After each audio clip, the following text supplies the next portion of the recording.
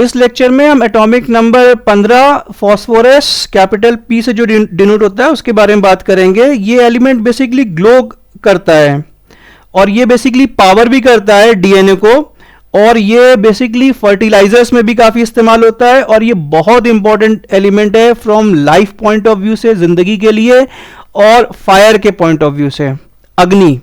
ये element basically group number 15 का member है। ग्रुप नंबर 15 बोले तो इसका सरदार नाइट्रोजन है, एटॉमिक नंबर 7, और ये पी ब्लॉक एलिमेंट है।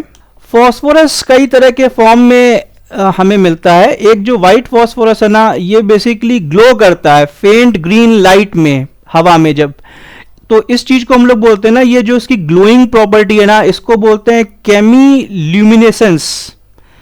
और ये बेसिकली हम लोग, ये जो फॉस्फोरस नाम जो हमने डिराइव किया है ना, इसका मतलब होता है लाइट बियरर ग्रीक लैंग्वेज में। अब ये फॉस्फोरस जिंदगी के लिए बड़ा इंपॉर्टेंट है भैया। की कंपोनेंट है डीएनए और आरएनए। अब डीएनए और आरएनए तो आपको पता ना, जेनेटिक्स से बड़ा रिलेटेड है ना भाई। ये एक तरह से कोड्स हैं जो पापा से बच्चे को मिलता है, पापा मम्मी से, ठीक है। अब दूसरी जगह और एटीपी में भी बड़ा इंपॉर्टेंट है फॉस्फोरस। और एटीपी बेसिकली ना हमारे शरीर की जो एनर्जी करेंसी है, जैसे कि आप इंडिया में ना रुपए यूज करते हैं, अमेरिका में डॉलर यूज करते हैं, तो ऐसे बॉडी में ना जो एनर्जी की जो करेंसी है वो एटीपी है। तो बेसिकली मेटाबॉलिज्म में भी इसका बड़ा इंपॉर्टेंट रोल है।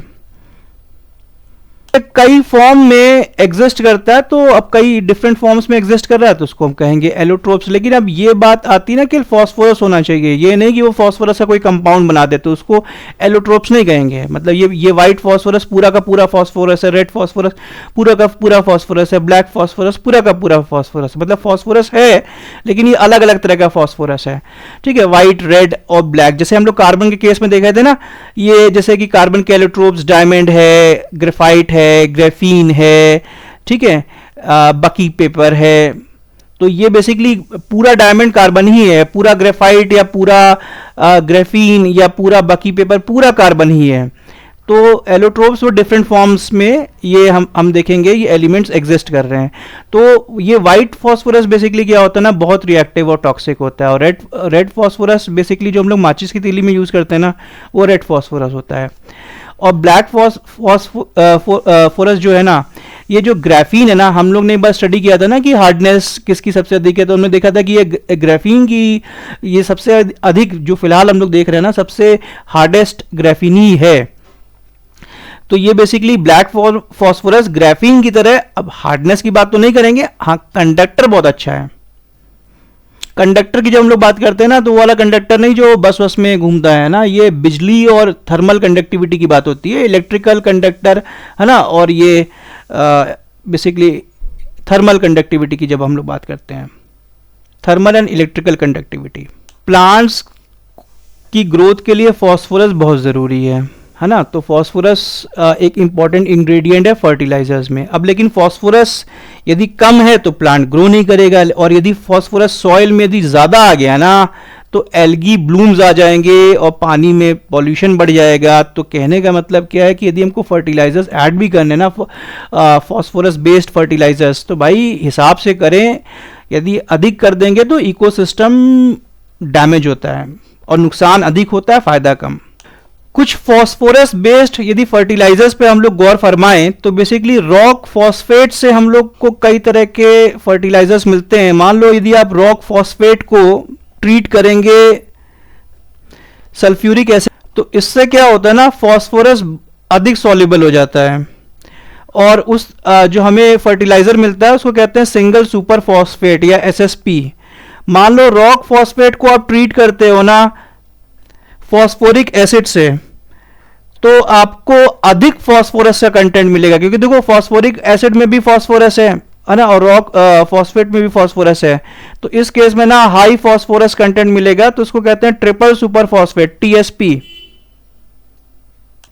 बाकी हम दो और फर्टिलाइजर्स देख सकते हैं, मोनो एमोनियम फॉस्फेट और डाई एमोनियम फॉस्फेट। इन दोनों फर्टिलाइजर्स में ना हमको फॉस्फोरस तो मिलता ही है और साथ में नाइट्रोजन भी मिलता है, जो दोनों काफी इंपॉर्टेंट है फॉर प्लांट ग्रोथ। बाकी ये बोन मील, फिश मील और कॉम्पोस्ट ये भी यूज होते हैं, है ना, as a types of phosphorus fertilisers. तो बेसिकली ये तीनों फॉस्फोरस के फर्टिलाइजर्स हैं, और बेसिकली ये बोन मील और ये फिश मील, है ना, ये फॉस्फोरस को बहुत धीमे धीमे रिलीज करते हैं। और कॉम्पोस्ट जो हम लोग यूज़ करते हैं ना, इससे हमको फॉस्फोरस तो मिलता ही है ना, as a nutrient for soil and plant growth, other essential nutrients भी मिलते हैं। तो कॉम्पोस्ट आपने सुना होगा, घर में ना कॉम्पोस्ट बनाते हैं कई बार कुछ घर के लोग, उनको गार्डनिंग का शौक होता है। तो भैया ये वाइट फॉस्फोरस ना बहुत अधिक टॉक्सिक होता है और फ्लेमेबल, मतलब बहुत जल्दी आग पकड़ लेता है, तो इसलिए इसको ना हम लोग वेपन्स में और एक्सप्लोजिव में काफ़ी यूज़ करते हैं। बाकी एक बंदा था हेनिक ब्रांड, इसने 1669 में फॉस्फोरस को डिस्कवर किया था। वो उस वक्त क्या कर रहा था ना, यूरिन से गोल्ड निकालने की कोशिश कर रहा था, और गोल्ड तो पता नहीं निकला कि नहीं निकला, लेकिन एक ग्लोइंग सब्सटेंस निकल गया, है ना, एक्सीडेंटली, है ना, जो फॉस्फोरस था।